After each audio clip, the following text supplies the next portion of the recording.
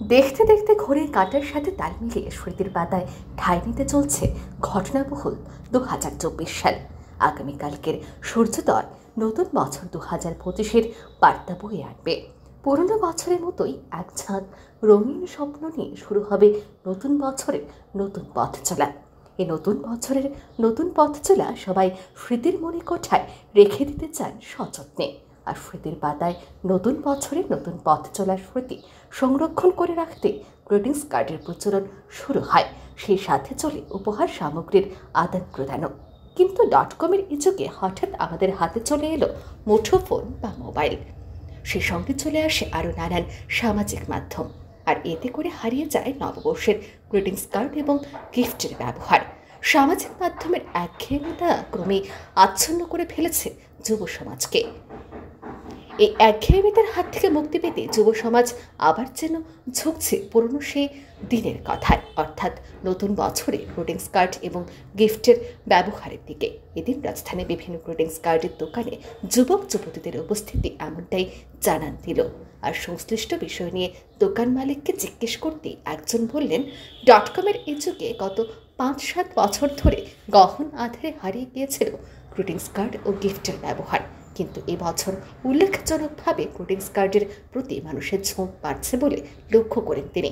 এর কারণ সম্পর্কে বিশ্লেষণ করে তিনি জানান, SMS বা অন্য সামাজিক মাধ্যমগুলোতে মনের ভাব প্রকাশ করা যায় ঠিকই, কিন্তু তাতে কোনো আবেগ থাকে না। মানুষ ক্রমশ এই বিষয়টা বুঝতে পারছে। আর এই ঘটনার মধ্য দিয়ে বংশের রোদ মাখা সোনালি সেই দিনগুলো আবার ফিরে আসছে বলে প্রত্যাশার এমন জাল বুনে চলছেন তিনি। তিনি আরও জানান, অনেক ব্যবসায়ীরাই গ্রিটিংস কার্ডের ব্যবসা বন্ধ করে রেখেছেন। একমাত্র তিনি এখন পর্যন্ত এই ব্যবসা চালিয়ে রেখেছেন। যে আবেগ ছিল, সেই আবেগটা মাঝে 6-7 বছর ভাটা পড়ে গেছে।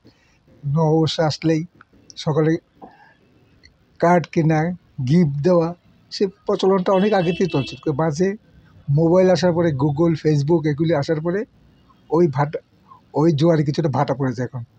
তবে ইদানিংকালে এই বছর থেকে আমি দেখছি ছেলেমেয়েরা কিছুটা হলেও ঝুঁকছে। এটাই আসার বিষয় যে আমরা ভবিষ্যতে হয়তো আবার দেখতে পাবো যে কার্ড ভালোভাবে পাওয়া যায়। আগে তো কার্ডে সবাই কার্ড কিনবো, গিফট কিনবো, এটা বিশাল ব্যাপার ছিল। কিন্তু এখন লক্ষ্য করা যাচ্ছে কার্ডটা ছেড়ে ওরা গিফটের দিকে ঠিকই আছে। কিন্তু ইদানিংকালে আবার শুরু হচ্ছে কার্ড।